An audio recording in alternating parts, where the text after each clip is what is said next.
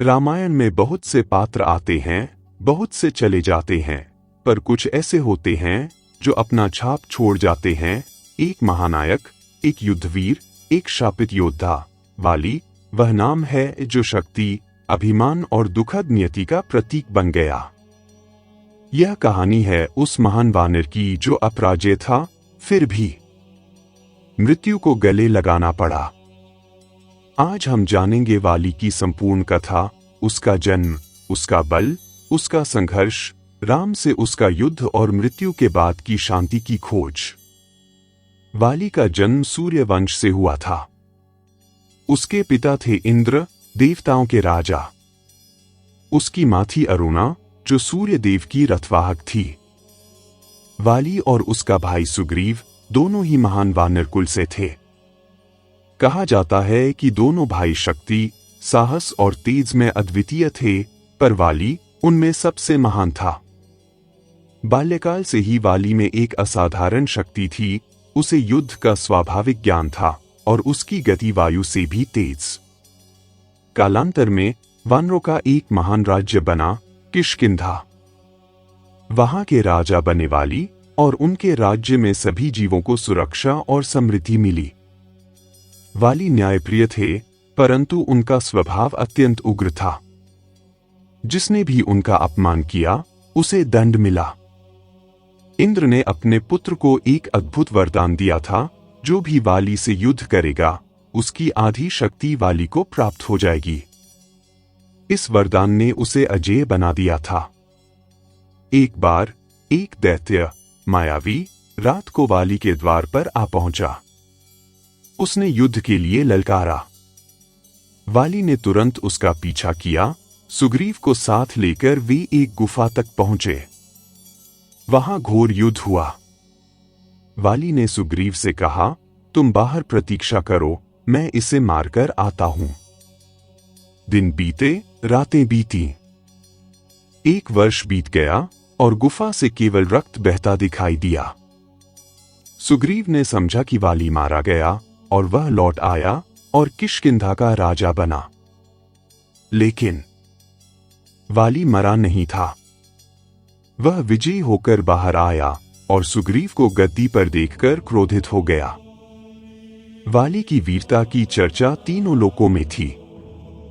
एक दिन जब लंका के राक्षसराज रावण को वाली के पराक्रम का पता चला, उसने उसे ललकारने की ठानी।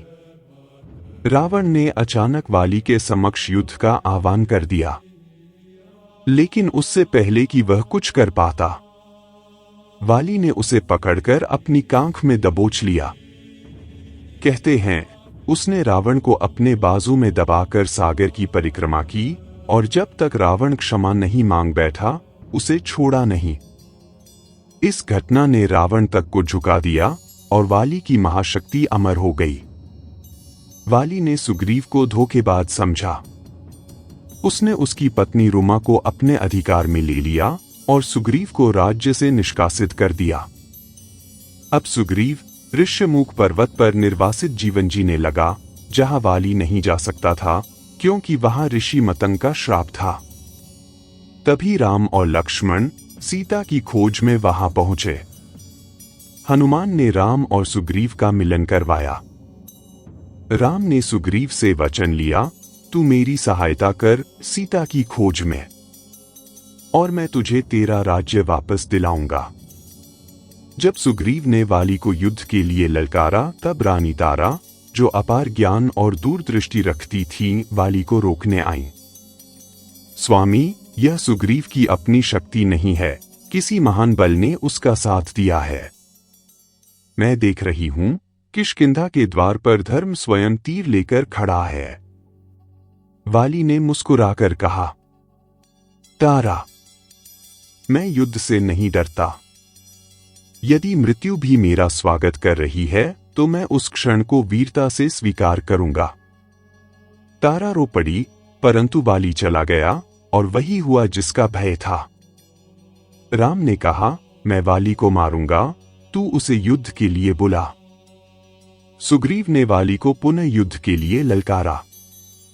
एक भीषण युद्ध हुआ। पर राम को पहचान नहीं हो पाई कि कौन सुग्रीव है और कौन वाली। राम ने संकेत मांगा। अगली बार सुग्रीव ने अपने गले में एक माला पहन ली। फिर से युद्ध हुआ और इस बार राम ने एकत्र होकर छिपकर तीर चलाया और वाली को वक्षस्थल में घायल कर दिया। वाली घायल होकर गिरा।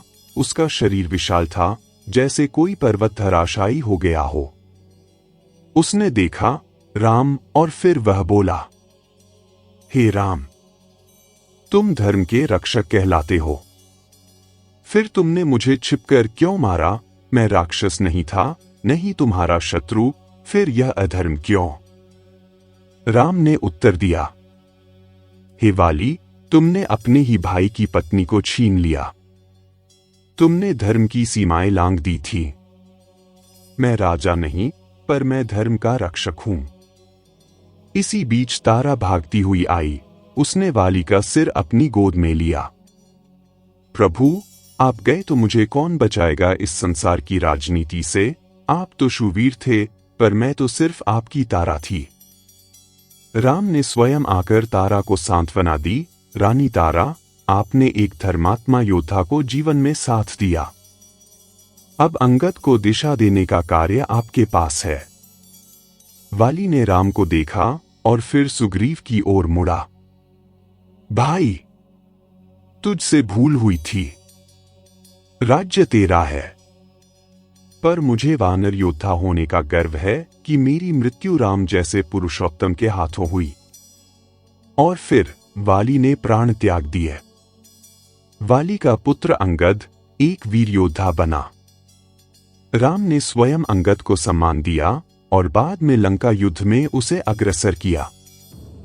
वाली के बल का अंश अंगद में था और उसकी वीरता ने राम की सेना में उत्साह भर दिया। वाली एक योद्धा था, राजा था, परंतु उसकी त्रुटियां भी थी। उसने अपने क्रोध और अभिमान से सब कुछ खो दिया, फिर भी वह किसी खलनायक से कम नहीं था। वह एक ट्रेजिक हीरो था, जिसने धर्म के नाम पर नहीं बल्कि अपनी प्रकृति के कारण युद्ध किया और मृत्यु को गले लगाया। यह थी वाली की कथा, बल, प्रेम, क्रोध और पश्चाताप की गाथा।